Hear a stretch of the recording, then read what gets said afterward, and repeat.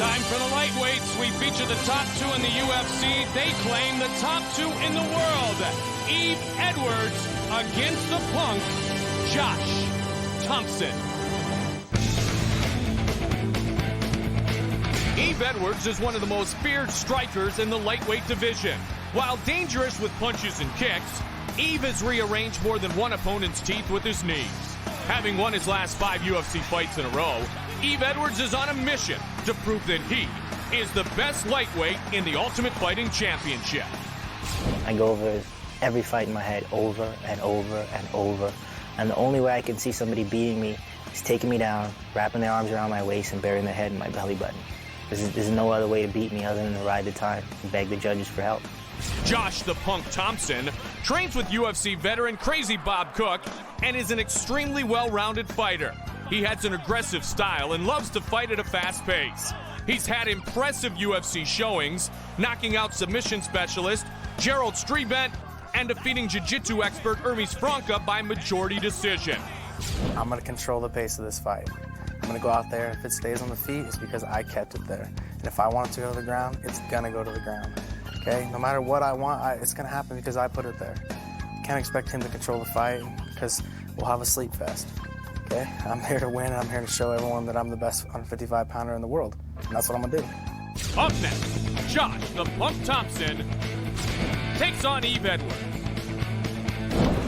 Tail of the tape, brought to you by Nature's Purest Nutritional Supplements, high-performance supplements for high-performance individuals. Edwards, 2 years older than Josh Thomson, 5'10", 154, 5'10", 155, but remember, Edwards is known for the reach and the punching power. Josh Thomson is certainly a character. Man, that's a big 155-pounder. Look at that. He looks so much bigger than Yves. Here we go. Mutual respect, tap of gloves. Oh, look at this. Starts it off with a turning side kick. Yves Edwards is the better striker. Nice. Thomson in incredible condition. Look at. Theoretically, he's the better striker, but I mean, Correct. Look, so far, all the strikes have been landed by Josh. They've been slapped so far. Those kicks were all with the instep, but he's the only one who's landed anything. There's another one. You really want to get in closer, and he wants to land with the shin. The shin is the preferred weapon when you throw those leg kicks. Yves checked him with the shin. That was very nice. Josh tried a combination, goes in, follows it up, and looks for the shoot. And this will be a good takedown. There's a great takedown by Josh Thomson. Set up the shoot with the use of his hands. That was very nice. Yves holding him in his guard. Josh is going to look to pass here. Yves has been tested on the ground by Serra and Frank on Uno, none who could submit him, so it's not as if Yves Edwards is not good on the ground, and he's got jiu-jitsu in his background and his training as well. No, Yves has a very good guard. He's got good triangles. He's got good back control. He's got a good ground game. He prefers to strike. He's a little more technically proficient as a striker, but he's certainly competent in the ground, and he certainly has good defense, and you're seeing it now. He does not want Josh Thomson getting his hands free, so he's doing a really good job of tying up Josh's arms. You see how he won't let Josh's left arm go. He's got that thing wrapped up. That's the key to being on your back if you don't want to absorb punishment, is to control the hands, the arm, the head, anything to keep the guy from rising up and smashing down on you. Both men talked about how their training was much more difficult for this fight, knowing that the other man was on the other side of the octagon. Absolutely. Nobody wants to fight either one of these guys. These guys are, you know, at the top of the food chain at 155 pounds.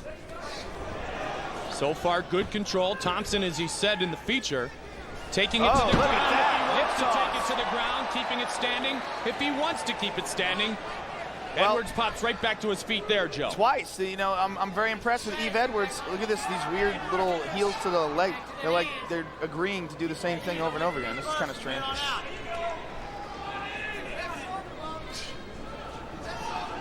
Can't get a lot of force on those, but you might be able to take the fighter's attention off of something else that you're trying to set You know up. what, man? Those hurt. They don't look like anything, and they don't sound that good because the bone goes right into the meat, and it doesn't make it good. So the slapping sound that you hear from a shin is actually not nearly as painful as the low thud that you hear from a leg kick when you in contact with the shin, or even in this case with the heel. But it's much more painful. So he's actually using the bone in the heel as his striking point. Yeah, absolutely. That's what they're doing. They're leaning their leg out, and they're slamming the heel back into the thigh. And it doesn't look like much, but it hurts, man.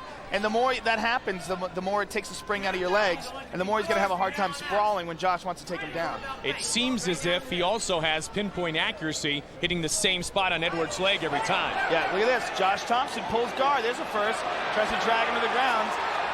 Oh, he got tagged there. Got tagged and smiled throughout the whole process. But again, he decided to stand back up, and he did it.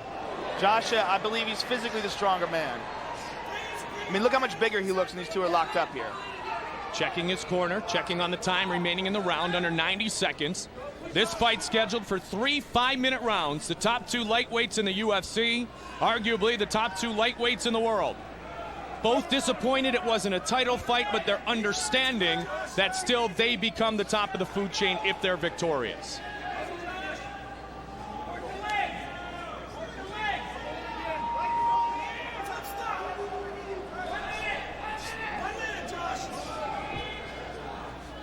Josh is just holding him up against the fence here. Oh. Okay, now they're on the center. Now, Yves had been criticized a bit at times being a bit of a counter fighter, but Josh is bringing it up to him that Yves should have plenty of time to engage. Josh has just got good control here in the first round. Josh is doing an excellent. Oh, look at this. Yves got his back, and Yves took him down. Oh, look how strong Josh is. He just stands right back up. Oh! Big head kick. Down goes Thomson. It's over. It is over. Unbelievable. Unbelievable. Out of nowhere. Wow. Josh didn't see it coming. He tried to get out. Yves had a hold of his back, and in the scramble, Josh caught a kick right in the head. In the middle of the scramble, Yves just reached up and landed a beautiful high kick. Let's take a look at the replay. Josh is still wobbling around the ring. Look at this. He's got his back. Bang! Oh! In the scramble, it looked like Josh was turning around to do a spinning back fist. He just got careless. Let's take a second look at this. He turns his back, and Josh, bang! Yves just reaches up with a beautiful head kick. I will say right now, this kick has replaced Pete Williams on Mark Coleman as the greatest knockout due to a kick in UFC history. That was pretty amazing. And Wow. he did it flying through the air when he landed it. I mean, look at the kick. As it impacts, he's actually like flying through the air, and then he falls down right afterwards. Ladies and gentlemen, referee Steve Mezzagatti has called a stop to this contest at 4 minutes 32 seconds of the very first round.